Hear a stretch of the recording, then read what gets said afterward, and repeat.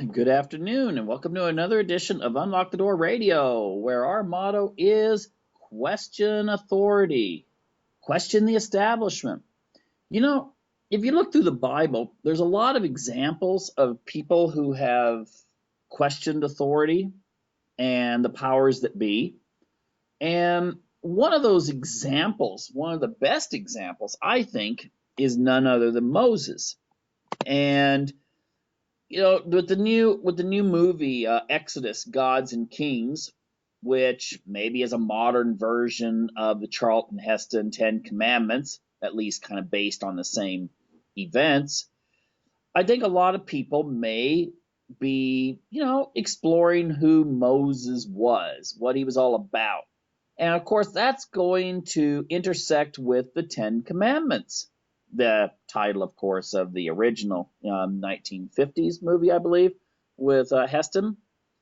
And, the Ten Commandments, I think, should be explored from a standpoint, maybe a little bit from a secular standpoint, which a lot of times gets ignored because usually when we hear the Ten Commandments, they're within a context of religion.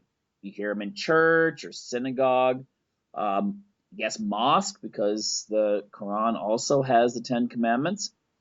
And the thing is that what I would like to do tonight is to go over the idea of how the Ten Commandments make really good psychological sense.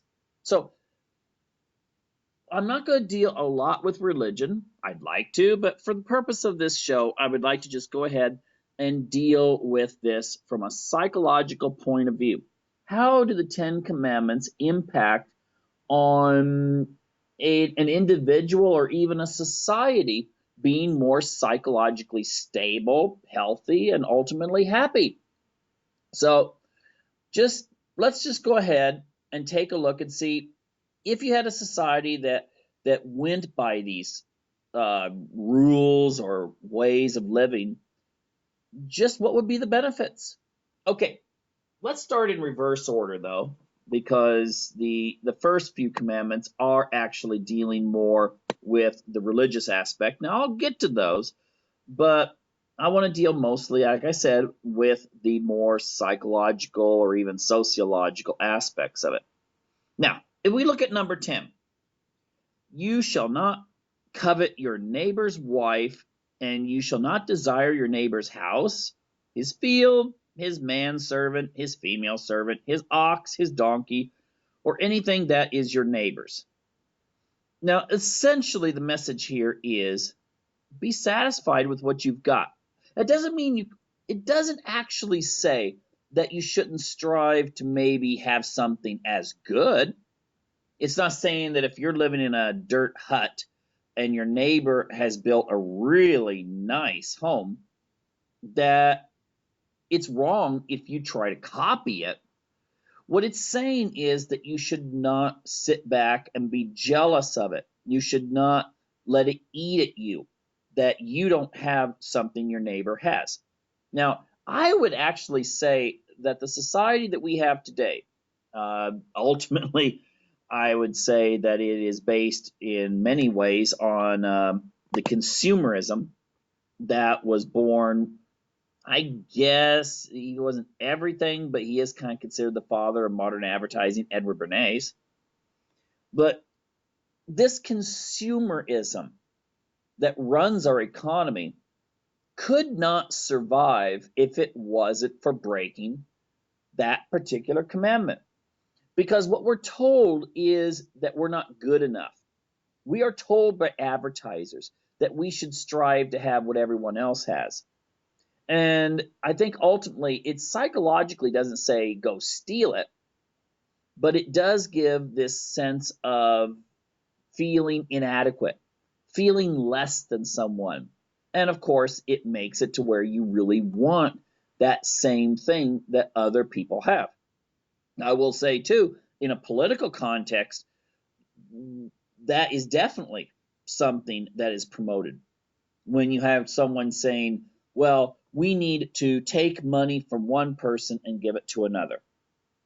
Ultimately, if you base this on the idea of, well, we're going to just redistribute wealth, then you are saying we're going to take from one person and give to another. Now, I am not saying that this is in some way a defense of the rich, because many of the richest people we have in America today got their money through using the power of government. Goes totally against what Adam Smith said. Adam Smith said the government should not be involved in the corporate life of a society. But what we have today with the military industrial complex and other businesses, other corporations, is the idea that if you don't have a product that people can afford or they really want, you go to the government and you say, hey, we need to force the taxpayers to pay for this. And many multi-billionaires today got that way because of the power of government.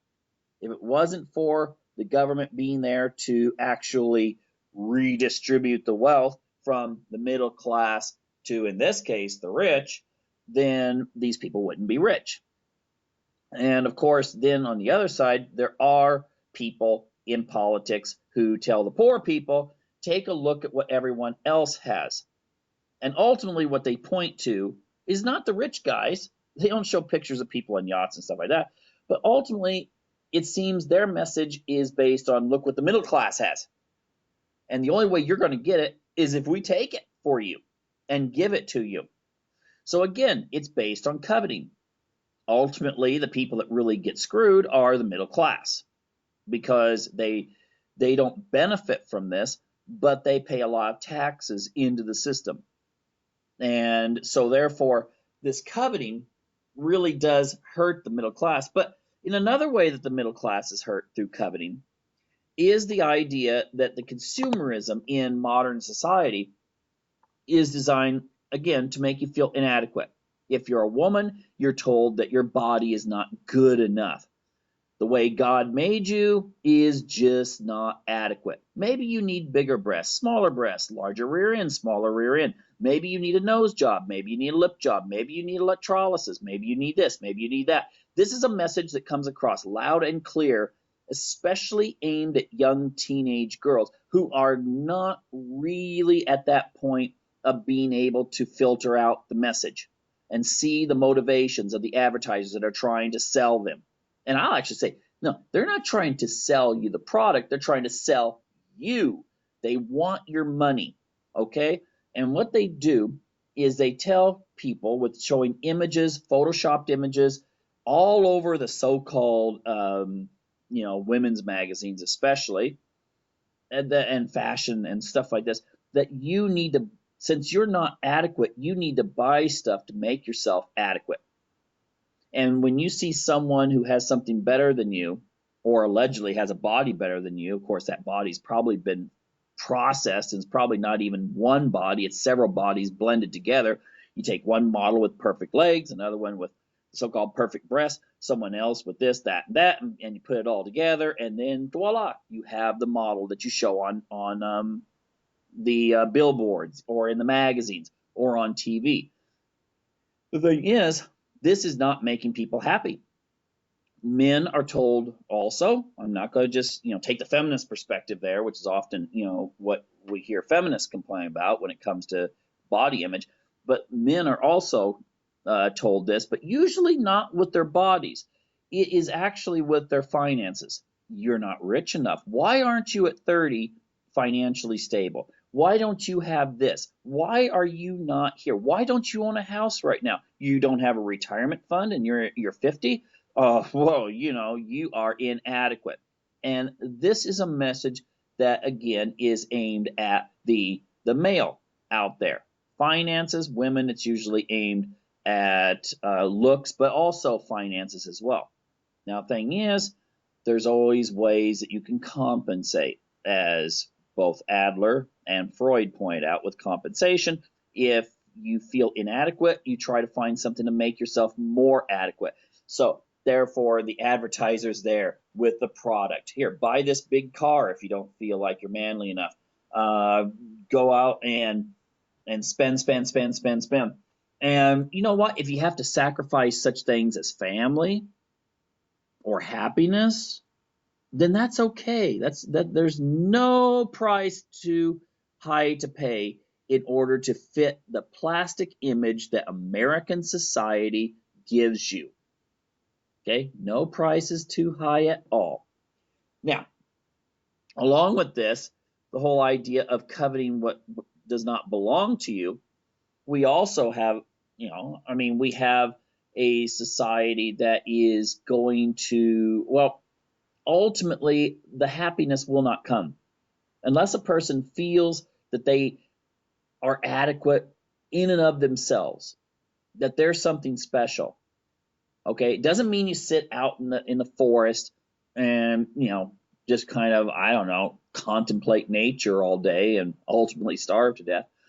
It does mean though that you need to have gratitude for what you have, and that includes your body, it includes what your job, your wife, husband, children, whatever. You need to feel that this is something that is special for you. Otherwise, you're going to get depressed. But you know what? American society has a cure for that. It has all kinds of great drugs. You see them advertised on TV even, but they don't come out and say you can buy it. What they say is, well, ask your doctor first. But you know what? This drug will make you so happy. And now we have what? Tens of millions of Americans whose personality is based on a bottle. Okay, and I'm not talking about the bottle that you see with the guy laying out on the street corner with a brown paper bag and passed out. But you know what? It's pretty close there psychologically. Yeah, sure, you can go up and you can go out and get work as opposed to the guy laying in the street. But the thing is, you're being sold this idea that you can find happiness through prescriptions. Now, I'm not saying that some people don't need some help when it comes to depression and other anxiety disorders and things like that.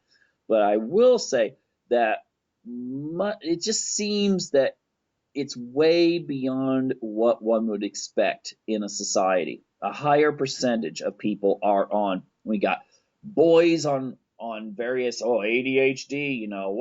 Kid acts up a little bit in class. Boom, ADHD. And we got something for him. You know what? Because we don't want our kids to actually fall behind. We don't want Junior to be a failure. So if Junior's not paying attention to Miss Crookshank in first grade, he might be doomed to a lifetime of low-end jobs, and that would not reflect very well on mom and dad, would it? So therefore, we have to have the perfect kid as presented on TV. All kids are perfect on TV.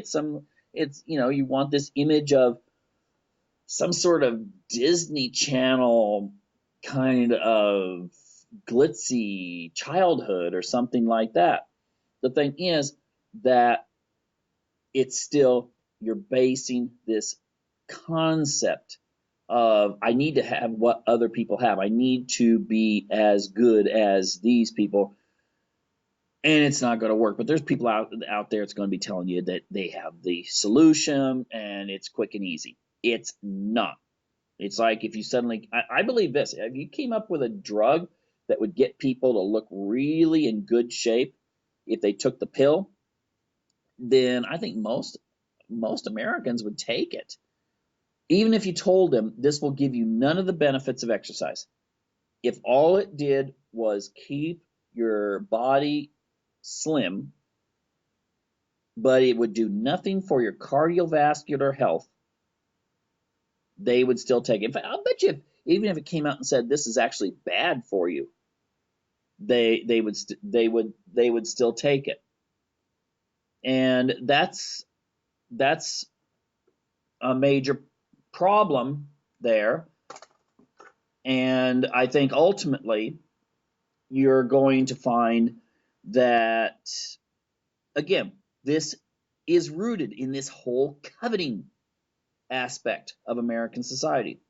So maybe if we coveted a little bit less and had a little bit more gratitude, we'd be a happier population and probably get more accomplished, and your kids wouldn't be so filled with anxiety and so forth.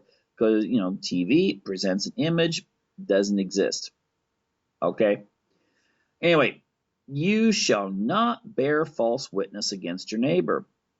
Oh my gosh, how would that affect American politics?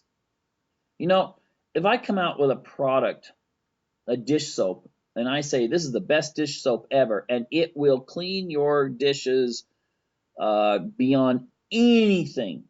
In fact, there'll be no germs on your dishes after we're done using this soap. You know what?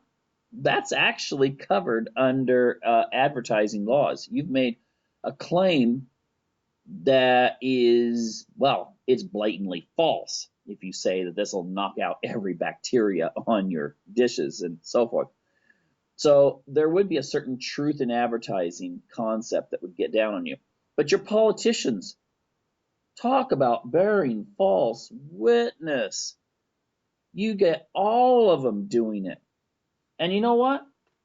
We praise it as a society. Well, at least the mainstream media gets on there and, oh, this debate between this candidate and this candidate, so and so really had a good soundbite there. They really got the point across.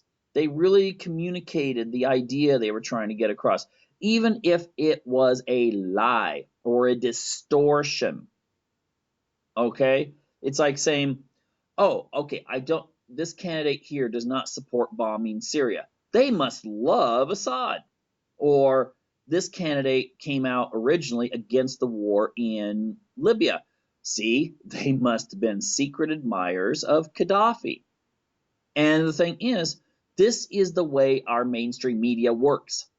And, to be honest, I just thought it was really atrocious the way that when Ron Paul would get up and give a straight answer and it was based on reality. I don't care if you like his libertarian politics or not. There's a lot of things I don't like about, the libertarian concepts. But he was honest. He let you know how he felt about things. And you know what? The media just kind of laughed. Look at that. And then some other candidate would say something that was, twisting words around and twisting concepts. And everyone gets a good laugh and the distortions take place. That is bearing false witness against your neighbor. So if you got the Democrats lying about the Republicans and the Republicans lying about the Democrats, they're both guilty. They're both guilty of distorting what the person really believes or says. But that seems to be what we want in our politics now. Maybe that's why we have so many psychopaths and sociopaths winning office. And we want something different. But yet at the same time, we sit back and think, wow, that was really cool how he took out that candidate or said this or said that. And, if you feel that way, then fine. Why don't we just do a psychological profile of all the candidates and find who scores highest on the Hare psychopathy test? Because they'll do really good. They'll seduce the public and take you all the way to Armageddon, if that's what you want. So, ultimately, yeah, Commandment 9, do not bear false witness against your neighbor. I think our society would benefit if we were a little bit more honest. Number 8, you won't steal. Oh, wow, government again. No stealing. I think it's kind of interesting. If you steal, that you go to jail. But you can have situations where giant corporations can be doing all kinds of unethical things. They can be dealing with finances in such a way that if you did it, if you owned a little taco stand or a kebab stand or something and you broke the law like that, you'd go to jail or you'd have a huge fine by the government. However, if you have a situation in which the giant mega corporations do things that are far worse, and they don't lose a profit. They actually get a profit because the money's taken from the taxpayer and given to them because they're too big to fail. If they fail, then we have this idea that, well, that'll be a big chunk of the American economy. So therefore, let's just go ahead and take some money here and give it to them so they don't fail, no matter what they do. I mean, this doesn't make sense at all. Stealing just because it's legal is still stealing. Okay, taking something, even if you have a law that's passed. I've heard some stuff about some of the items that are kind of hidden in the new budget that was passed recently. And it sounds like the big corporations and banks and stuff really made out big. So, it's legal. I mean, I heard that a lot. We didn't send people to jail in 2008 because of the financial crisis that was caused by speculation and unethical banking practices. People would say, well, they didn't actually break any laws. Okay, well, did they break up one of the 10 Commandments? Maybe they did. Okay, number 7, you shall not commit adultery. Well, ultimately, we can say that the family is a very, very important aspect of society. And I mean, the one thing I'm a little bothered by is this. In our society, we really do not have as much adultery as I think people really think there is. I think that if you ask the average person who's cheating on their husband or wife, they think, oh, well, everyone is except me. Well, maybe they are too. But ultimately, I think it's because of our media. It's always showing, main characters committing adultery. In fact, if you have a situation where there's a husband and wife and they're having a horrible, marriage depicted in some TV show, especially sitcoms and stuff, and you get this kind of feel like, oh, yeah, well, maybe they should hook up with so-and-so, and you actually start rooting. You start rooting for them to mess around. And that's a very interesting psychological insight when it comes to the way our media operates. We throw the taboos out there, maybe because it's something that's hidden in everyone's hearts that they'd like to cheat, or there's a part of them that is, part of that Freudian id concept of what would I do? Could I do that? And that appeals to people. However, I'm just wondering what the impact on people's view of marriage is when they're thinking, okay, this person I'm going to get married to, are they going to cheat on me? Or if you start thinking about such things as, well, how many times have they been with someone or something like that? I'm wondering if that just makes people feel like, what, do I really want to commit to this? I just recently heard that the marriage rate and of course the birth rate along with that is at its lowest point ever. And young men, there was an article called The Sexodus. I want to deal with that in the near future in Breitbart. And a lot of young men are just giving up. They're just turning to porn, or they become players. They feel like, well, I'm not going to actually commit to someone. I'm not going to put a ring on her finger because maybe they'll divorce me. Maybe, this is something that is very bad, because then if you have men that are just basically starting to learn to use women, then the women, after their third or fourth being used in a significant length of relationship, they're going to turn into users as well. So you're going to wind up with a situation where everyone's going to be using each other until maybe when they start hitting their mid-30s, the woman's like, I'm losing my looks right now, and maybe if I want to have kids, I've got to settle down with someone. Unfortunately, the men, of course, there was an article recently that was called it was aimed at women. It was called 30 is the New 50, where it was saying that the men, when they start hitting their mid-30s or early 40s, start going, oh, wow, yeah, I'd kind of like to have some children and a family. So they start aiming at women that are 10 to 15 years younger. And if you're talking about a situation where all the young women are starting to go, they're starting to look around and the guys are just not interested in marriage, then the 23-year-old hooks up with a 35-year-old, but his 35-year-old counterpart that he was maybe dating for the last 6 years is left, like, oh wow, 3 maybe 4 years left of her fertility and no marriage prospect. So, well, I guess there's always sperm banks, but that is, maybe there's something to be said about that adultery and this ethic of just everyone, just treating sex as this recreation, maybe that should be re-examined. I mean, it's not going to build for healthy families, and if you don't have a healthy family base, then you're not going to have a healthy society. Number 6, thou shalt not murder. Well, what do we have to say there when it comes to our foreign policy? Where if some country doesn't want to do what we want them to do, we threaten to bomb them. I mean, we tell our kids if they're on the playground and they're having a problem, you should talk it out, find a solution, find a compromise, or you tell them, well, you're wrong, that settles it. Or we try to teach our kids to act like adults, and yet if we take a look at what's going on between the United States and Russia, I mean, it's kind of interesting. I looked at this. I happened upon this chart. I don't know who created it. Maybe I think it was supposed to be based on some sort of condom sales and average sizes and so forth. But it was of all things penis sizes around the world. And ironically, Russia and the United States are, well, they didn't come up very high. And yeah, if you look at it from a Freudian standpoint, maybe there's something psychosexual involved in the rivalry between the United States and Russia.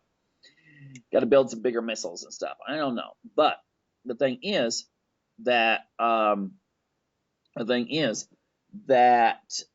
the I lost my train of thought there. I was going to make a joke, but I better not. Anyway, the thing is that it is Western policy in regards to Syria, Ukraine, and all these other areas. And then, is this the way you solve problems? I mean, take a look at the mess in Syria. And then the United States is sort of like, oh, we didn't do that. Yeah, you did. And it wasn't just Obama. It was also some of the war hawk Republicans, the neocons, that have, I mean, I have to say this. I mean, if it wasn't, I mean, Obama, he's bad. But some of the Republicans, they're really bad. If they had their way, we would be over there doing all kinds of nasty things. And the thing is that where's the maturity in this whole system? I mean, thou shalt not murder. How hard is it to basically say this would be a good policy? And then we get into the whole police brutality thing. Now, this is one thing that really bothers me. The media focuses on Ferguson. But over the past 2 or 3 years, I've been really paying attention to this whole police brutality thing and militarization of the police. And sometimes they shoot first and don't ask any questions later. There's been many cases where white people, black people, Hispanic people have been, killed. And if you look at the circumstances, it's like, wait a minute, this doesn't make a lot of sense. Why were they killed? They didn't commit that big a crime. Maybe didn't even commit any crime. And sometimes oh yeah, they had this crime going on. And then when the videotape comes out saying, well, it shows that clearly they didn't, then, grand jury's sort of like, move along, nothing happened here. The thing is, many really good cases that could be brought up, and yet the media focuses on Ferguson. And I'm wondering, do they choose something that's going to immediately divide blacks and whites? Do they choose something that is going to result in riots, and then people in the suburbs of all races are looking like, oh my gosh, I'm glad we have those police that look like they just stepped out of 1984 protecting us? See, that's what I'm wondering. And I'm wondering if we have gotten to the point where when the police do something that's questionable, we just accept it. I mean, if you're in danger or it's going to save someone's life, yeah, sure, the police need to use lethal force. But when it's situations where they just pull someone over, or they beat someone up for jaywalking, or someone is at a peaceful protest and all of a sudden they're getting their teeth bashed in, this is troublesome, and I think it could be symptomatic of kind of throwing the commandment, thou shalt not murder, out the window. And then once we get to that point, once we start getting to the point where you get people getting on the news and saying, torture, there could be reasons why we have to have torture. And of course, on top of that, when you torture someone, there's always the possibility of death. Is this something really that we want as part of our society? I mean, I can see if you have a situation like, I don't know, in the old Dirty Harry movie, I can't remember, it may have been the original Dirty Harry movie where the guy had buried the girl and, there was just enough oxygen left or something like that. And, Harry does some nasty things to the guy to get the information as to where, she's been buried alive. I can see that. Okay. But when you just take some poor goat herder that's probably been turned in by his friends in Afghanistan so they can get some money, or he belongs to the wrong ethnic or religious minority in Afghanistan, so he gets turned in, or in Iraq where someone might feel like they were just defending their country or something like that, and gets captured. Is it really right to torture them afterwards? I mean, and if you read some of the stuff, just look into some of the stuff that they were doing.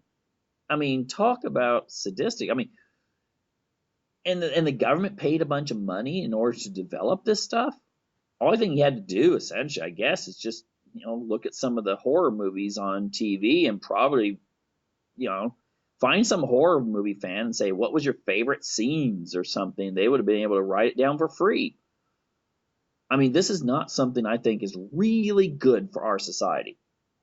Now, then we go into, this is a very important one, and I think it gets ignored a lot, and that is the commandment, honor your father and thy mother as the Lord your God has commanded you, that your days may be long, and it may be well with you in the land which the Lord your God is giving you.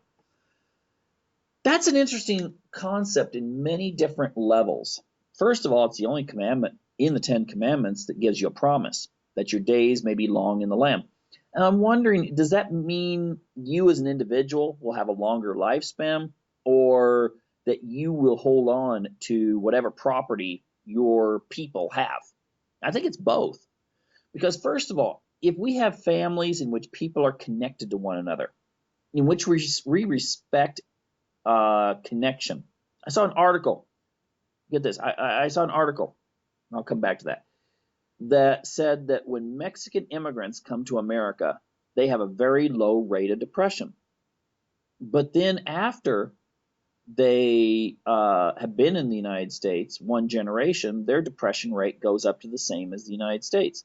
Now, one of the conclusions in that study was that maybe it's because when they first come to America, they may have 7 or 8 brothers and sisters. And when you come from a big family, you always have someone you can call on the phone and say things are just going rough, and one of them is going to understand you. Yeah, maybe you're having financial problems, and one brother's just going to sit there and nag at you like, well, why couldn't you be more of a success? Another brother might be like, okay, well, I really understand, is very compassionate, and maybe something gets worked out. And the thing is, you're going to have that support system. Durkheim, the famous sociologist, noted that Jewish and Catholic populations, it was like 150, 200 years ago, tended to have low suicide rates. And one of the factors that he brought up was large families that were connected to one another.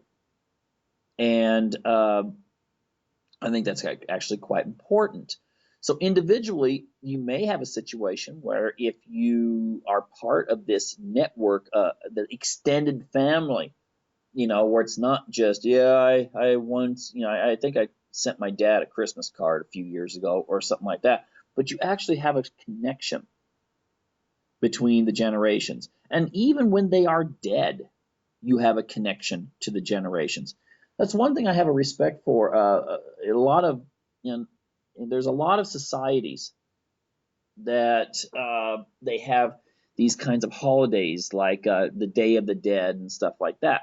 And it's not some sort of, to maybe Northern Protestant society, that is seen as kind of macabre, you know, going out to the graveyard and doing things like that. But the thing is that it reminds people in those societies that their relatives are still there. And so that makes them feel like not just the fact that your life will have purpose even when you're gone, but also it gives you a sense of comfort that maybe mom, dad, grandparents, whatever, are still rooting for you up in heaven to succeed. And maybe you'll get some inspiration from them to succeed. There was in pre-Christian Scandinavia, the Viking era, if you wanted to have some sort of major decision in your life, you were trying to figure something out, what you would do is you would go out and spend the night on one of your... Hey there, Skype was giving me some problems. Anyway, I'm back. The thing that the Vikings would do is they would go out and sit on the grave, and they would think that this would give them inspiration from their ancestors, that this was a focal point, where the ancestor's body was buried, and that they could communicate from Valhalla to the individual and give them inspiration on what they should do. Because of course, the ancestor, if they're in a spirit form or in another existence, might have a way of looking and seeing things that the individual cannot see. So that was something that was part of their connection. Now, this deals with kind of the individual, happy, cozy, let's all get together, Christmas holiday type thing. But what about the cultural aspect? Have you noticed that in Western culture, some liberals try to say that is in some way, and this is a very small faction of liberals, I will add, but they usually get a lot of attention, that they seem to make it sound as if you have any regard or admiration or pride in your ancestors. Like, you're really proud of what the Irish Americans did, or you're really proud about what the Swedes did back in the Viking era, or you're proud of the Russian, or that sort of thing. That in some way, that's kind of a form of racism. Unless you say that you're superior to all other people because you happen to come from another country, then how can that be racist? Because ultimately you are part of a family. The family, of course, is part of a community. The community is part of some sort of subculture, whether that's based on ethnicity or religion or so forth. And then, of course, you're often part of a nation.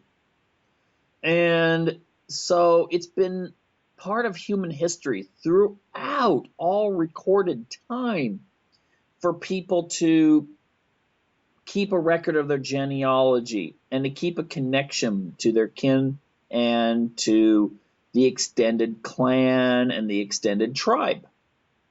And the thing is that there seems to be a pressure to erase that.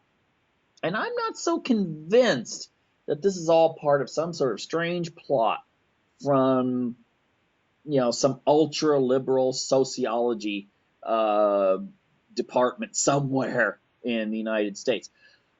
I'm wondering if this has more to do with this real excessive concern with population. And maybe the idea is that if people are strongly connected to their roots, then they're more likely to reproduce, because then that gives them a sense of continuing the chain. But if you break that, if you get people not to respect where they came from, to kind of think, okay, I'm an individual. It doesn't matter who my parents were or my grandparents were. And why should I honor their traditions anyway? It's a new era. 2014, soon to be 2015. Why do I need to keep up traditions that my ancestors had 100, 200 years ago? You do that, and that relativizes. you in your place in the community. And I don't care what ethnic group, race, religion you are. If you start relativizing your place in the community, you are going to be less likely to see reproduction as a cornerstone of what your life should be. You no longer see it important that you continue the chain, even though you are the result of hundreds or thousands of generations of people who actually succeeded. They made it through plagues and famines and whatever, nasty kings and queens and religious wars and all this kind of stuff. You're the survivor. You made it. But if you feel that chain doesn't count anymore, then you're going to be way more likely just to think to yourself, well, I'm just going to have fun while I'm here, and then when I die, I died. Maybe there's a heaven, maybe there's not. But you see, that's the thing. It works very strongly to the advantage of those who want to reduce population, to reduce this sense of belonging. Because the more you have this sense of unity and this, my family means something, then why go sacrifice of bringing more of you into the world? And I think that's really a shame. I think that's really a negative thing that's taking place in Western society, that people have lost sight of who they are and the traditions of their fathers. And I think in that sense, this is breaking the fifth commandment, to honor your father and your mother. And in that sense, when you do abandon that and decide, why should I have kids and let's have fun, then of course the people that still keep with the traditions of their ancestors they'll reproduce while you don't, and they'll replace you. And so maybe it's not so much God's just going to push you out of whatever corner of the neighborhood you're in this world, but you'll be replaced. You can go through some small towns in the Midwest of the United States, and traditionally people have moved from small towns to where there's more opportunity. But traditionally those small towns remained, they kept their population up, because there was usually, you might have 4 kids born in a family, and 2 of them moved on to something bigger, or at least they thought bigger, and 2 would stick on the farm or the small, whatever, small businesses or something like that, and they would maintain the character of the town. But what you see nowadays is many of those towns in the Midwest that were founded like 150 years ago by, I don't know, various groups of people, Scandinavians and Germans and Scotch-Irish and so forth, they're dying. And your population base, it's like going into a retirement community, because what you still had the kids that wanted to find something different, they moved on, but there was not enough children born in those communities to keep the community going when their siblings would leave. And so therefore, who's going to move to those communities? Okay, there's no reason to. Now you do see now a trend for a lot of Hispanic people to move into those communities and to reshape them. And that's, well, Hispanic people believe in, having families and honoring father and mother and all these other traditions I've been talking about. And then you will see as the elderly in these communities die off, they'll be replaced. So instead of names like, I don't know, last names like Johansson and Johnson and Olson in Scandinavian communities, it'll turn into Martinez and Sanchez and those kinds of names, because those are the people who are having children. And that's just a natural demographic reality. That want people to have kids, they will maintain their populations. Their culture will survive. Those who don't, won't. I mean, that's just normal. I mean, the Shakers, they decided, no, we're going to say that sex and reproduction are wrong. Where on the other hand, you had the Mormons who were like, hey, let's live like they did back in the Bible days, and have, husbands could have two, three, four wives, which would mean then that there were very few single women in those communities, and all women had the opportunity, if they were healthy, to reproduce. And you saw a much faster growth rate. Now, that was hindered to a certain degree because the government would sometimes throw these men in jail, which kind of lowers the birth rate if they're in jail. But ultimately, you have lots of Mormons today, and you have no Shakers around anymore. You see the same trend going on in religion when it comes to Protestantism. The more conservative Protestant churches tend to have more kids, and they tend to be younger, and they're filled with a lot of middle age and young families and so forth in their congregations. Whereas if you go to like what used to be considered mainstream Protestant churches, you might as well just be in a retirement community. Okay, there's no young people in them, and they will die out. Probably their churches will be bought, and converted by groups that are growing, like maybe more conservative Protestant religions, or Muslims will convert them over to mosque. The thing is that, he who breeds leads, I guess. That's a basic Darwinism. So anyway, honoring your father and your mother may have a lot to do with the society where it's going today. Now, number 4, I'm not going to spend too much time, but it's honoring the Sabbath day. Now, you got to remember, in the old days, oh my gosh, it was considered, well, you should work 20 hours a day and rest for 4, and do that 7 days a week. That tended to put stress on people. Now, the thing is, nowadays, a lot of people are so scared of losing their jobs that they put in, they skip their vacations. They work on their vacations. They work on weekends. And what's going to happen is this is going to cause a lot of people just to burn out. You need some time to rest. And I actually believe you need some time to rest and reflect on spiritual things. But, when the economy gets bad, people will just figure they don't have time for that, or they'll take 2 jobs and be working 7 days a week because they can't pay their bills. Now, number 3, you should not take the name of God in vain. Oh, wow. Talk about what would happen to a lot of our cable network TV shows if you suddenly didn't do that. Even network TV, it seems like there's a lot of stuff where God's name is mocked. But I'll tell you one thing. If there's one thing that maybe if people psychologically, there's some foundational principle that just says, well, you should at least respect God, then maybe that respect filters down a little bit into respecting mom and dad, respecting people who have legitimate authority and so forth.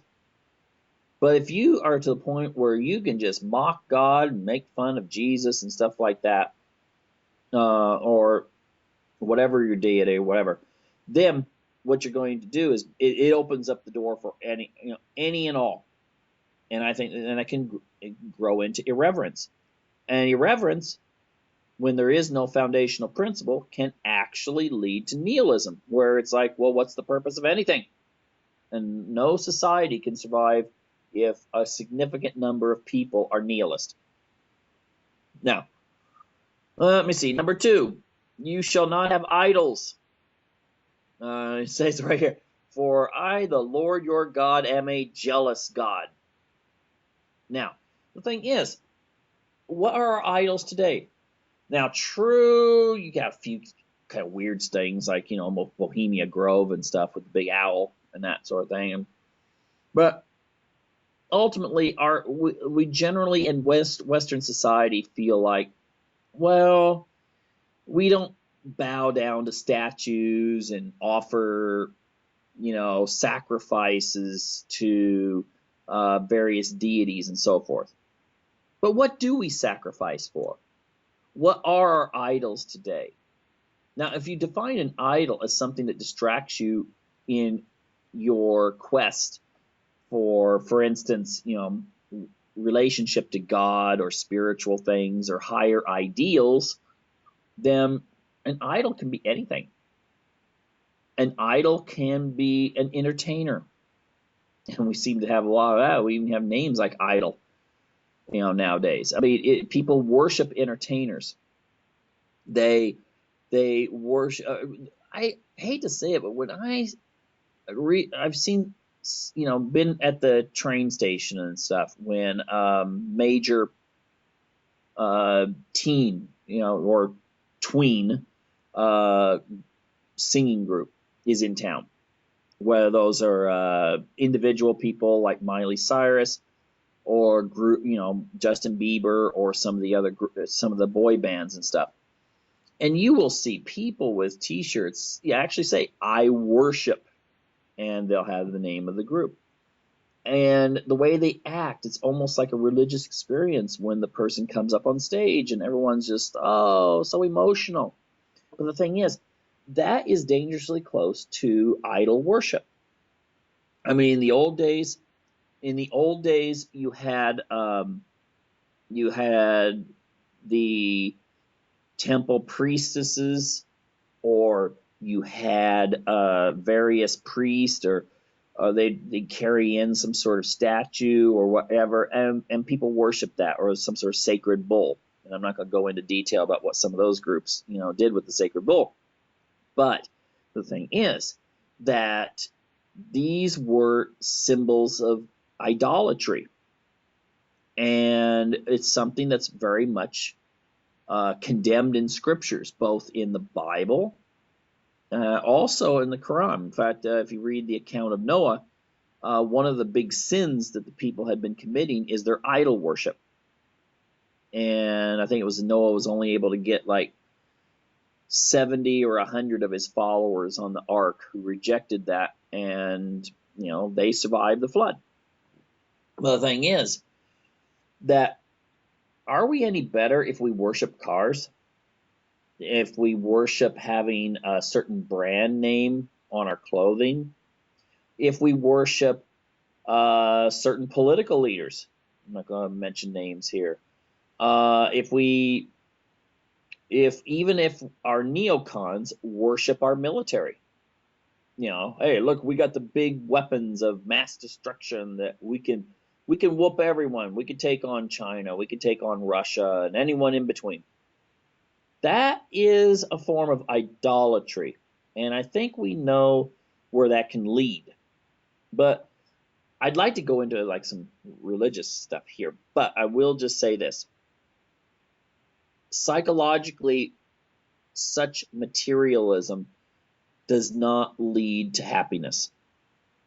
Having a cold, it's worshiping money or celebrities is going to be as fulfilling as sitting there at the base of a cold rock statue and hoping that, praying for something in your life, for that statue to do something for you, is going to have some effect. Now, the thing is that in our modern society, again, we have this kind of cult of materialism. And look at the jewels that people have to show off, and instead of chariots, we have the cars and so forth. And what are we willing to sacrifice for that? We're willing to say, again, I'm going to go back to that initial concept. People are willing to sacrifice family. Now some people will say, no, I've got a family. I've got my son and daughter, and we don't fit into that. And then I would ask, what would happen if you found out the wife was pregnant with the third child? Okay? And, I was listening to a presentation one time from a guy who had decided he was just going to have a couple kids, but then he was active in like some anti-abortion movement or something. And he totally changed his viewpoint on children. He started seeing them as gifts of God. And I think that he and his wife wound up with giving birth to 9 children altogether. But he did say, how can you condemn someone who is poor and in the ghetto, 16, and gets pregnant for contemplating abortion, when middle-class Christian families, they have 2 kids, and all of a sudden they like, oops, something happened there, birth control didn't work, now pregnant again. And a little part of them thinks, well, wouldn't it just be easier to go get an abortion? That's how deep our idol worship has gone. Now, I will say this, though. I'll say this. There's some people going, probably responding to this like, yeah, but they can get sterilized. Well, now think about that for a moment. A person would be willing to cut off any ability to bring forth a family, maybe after they're 1 or 2 kids. And why is that? Oh, I could see health. If health is a concern, you've got a situation where it's a pregnancy could be bad, either for the baby or for the mother. Some sort of really weird genetic or bad genetic combination. 2 parents that have some genetic disorders, and they're like, I don't want to pass that on to my kids. I could see that. But not where it's like, oh my gosh, if we have a 3rd, 4th child, it could wind up cramping our style. Maybe we have to not have a new car, we have to buy a used car. Or maybe we have to drive a van instead of that nice sedan, and that sort of thing. And isn't that, again, getting really close to idol worship? And it also interconnects with some of the other aspects we've been talking about, such as, the family and your place in the culture. So think about that. I mean, I'm not telling people how many kids they should have. I mean, ultimately, that's something that you can't dictate to someone. But the thing is, have you really considered what, in our society, it's A-okay to tell someone, oh my gosh, you've got 2 kids and you're thinking of having more? Or seeing a family of 5 at the store and thinking to you might not say it, but you want to. You want to. You want to say, how can you have 5 kids? How can you manage that? Making it sound like it's some sort of aberration. Okay? The thing is that that's okay in our culture. That's perfectly fine to question.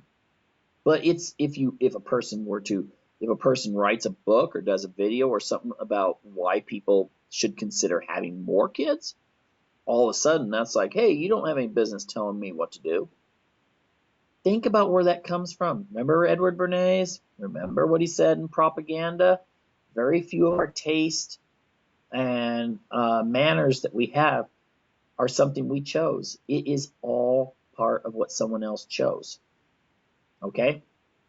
So when it comes to our Western society shrinking, I don't think it's necessarily all just because it's economical and people just can't afford to have more kids. They can obviously afford more, but there's part of a cultural norm that has been set that you don't want that. And that norm is often reinforced with, are you going to trade being able to have a nicer home in a nicer neighborhood, or a car, or being able to have a new car or go on vacations? Are you going to trade that just to have a 3rd or 4th kid?